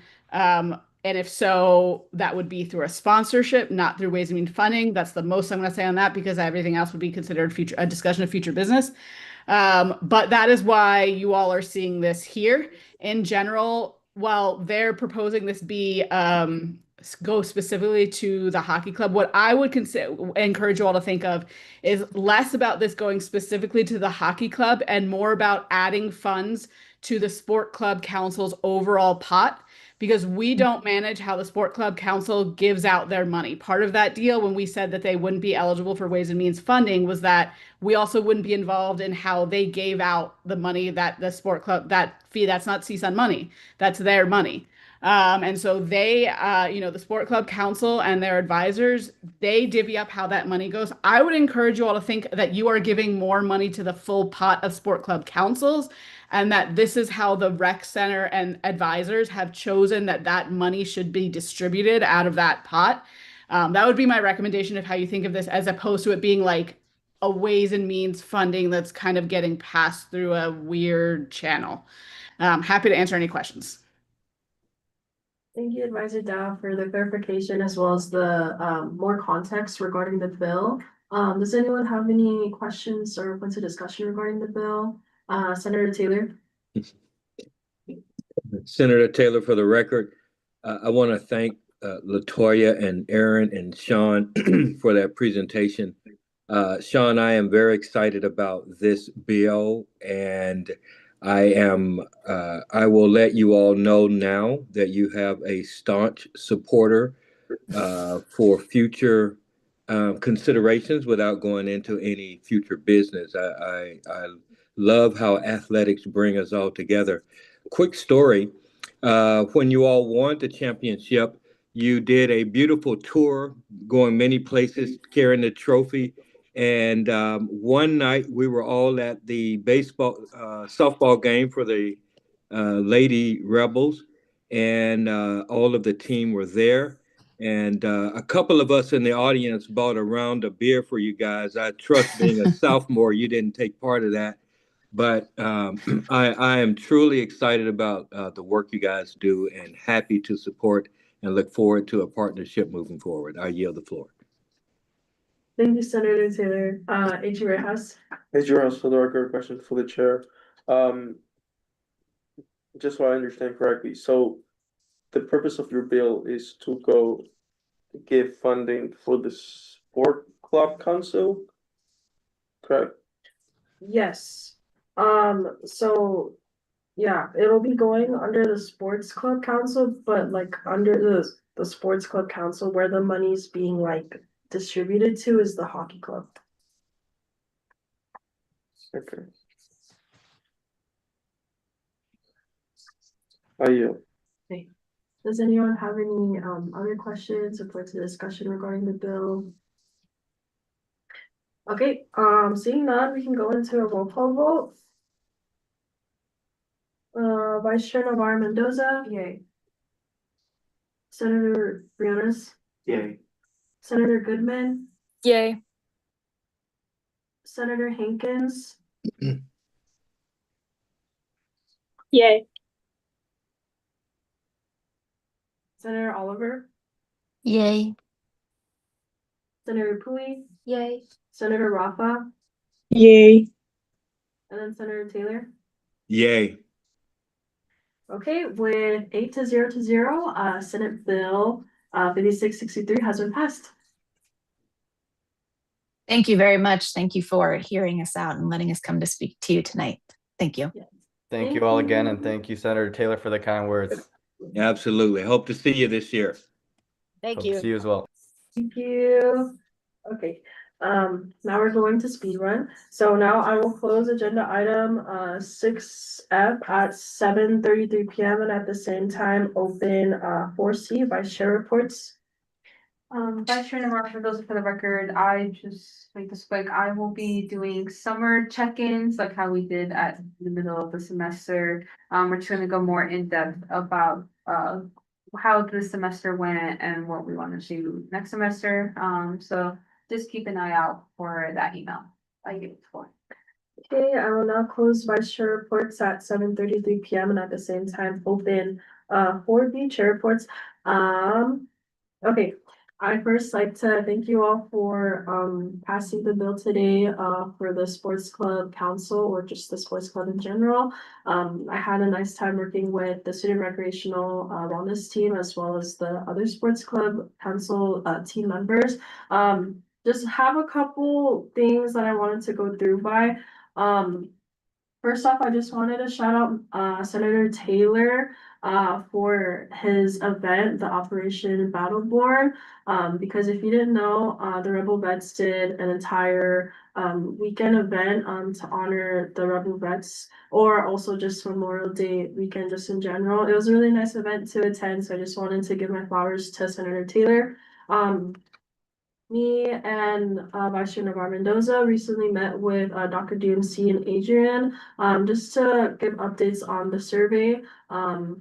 And then we also updated the committee folder drive. So if you look over in the drive itself, we have all the bills that passed through the committee. And then we also have a committee budget breakdown for the bills if you are curious on where our funding is like going towards, like from each of the bills, or just like a quick refresher.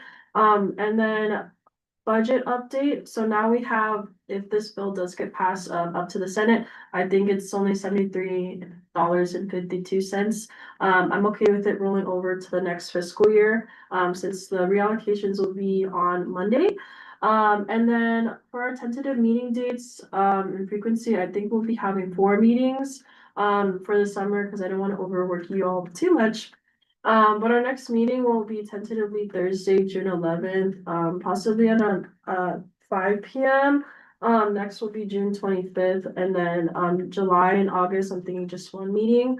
And then I also, since Advisor Harris is in here today, I just wanted to give her report on her behalf too.